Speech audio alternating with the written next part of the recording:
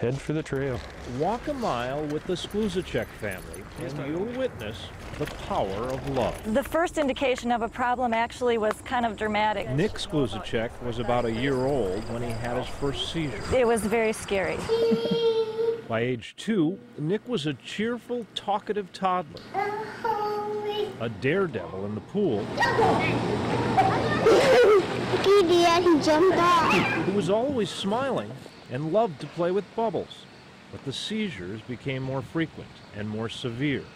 Nick's development not only stopped, he regressed. He went from talking to us, expressing his needs, to not saying hardly a word. He hasn't said a spoken word since he was 6 years old. That's the last time we heard him speak.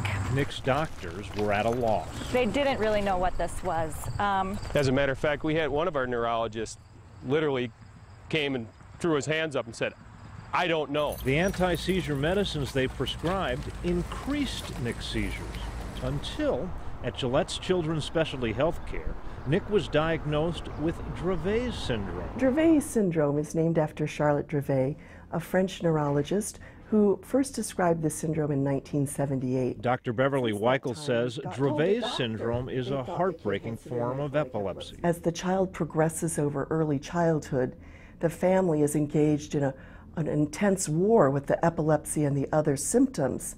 And part of the heartbreak is their perfectly normal infant is now a child that they can see has significant developmental impairments emerging.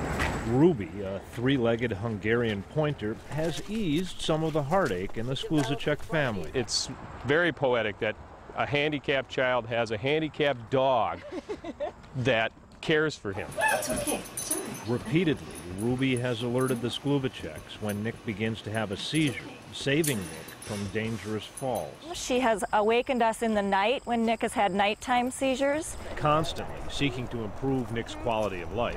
Last year, Joan founded the Idea League, a nonprofit organization intent on finding a cure for Dravet's syndrome. And earlier this summer, at the Minnesota History Center, Joan organized the first ever international conference on Dravet's syndrome. It's a cycle, and that continues throughout the day. Helping experts and families meet face to face from around the world. You do learn to accept what you've got, really, I suppose. Hard as it is, you have to. Until recently, Vicki McNabb's daughter Lucy had hundreds of seizures every day. Every stage of her life is awful. The McNabbs flew here all the way from England because they felt so all alone. It's incredible, actually, that we're all together. There are so few of us internationally, and yet how many are here in this building? It's the only drug that's approved. Well, kind of approved. Others sought information about new treatments.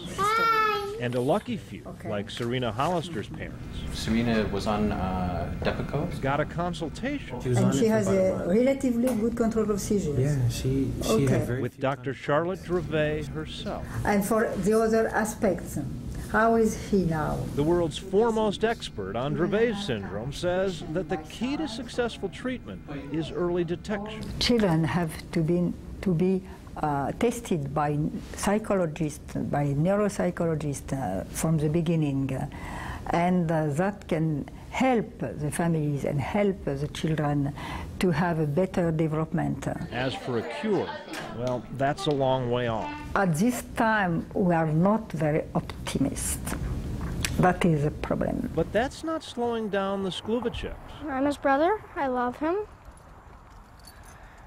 And, well, I feel bad for him having to be like that. They know others are counting on them. His family has taken his set of problems and challenges and found a way to turn that into a great blessing for other people. And they're thoroughly convinced love is a powerful force. We're trying to help Nick become the best Nick that he can be.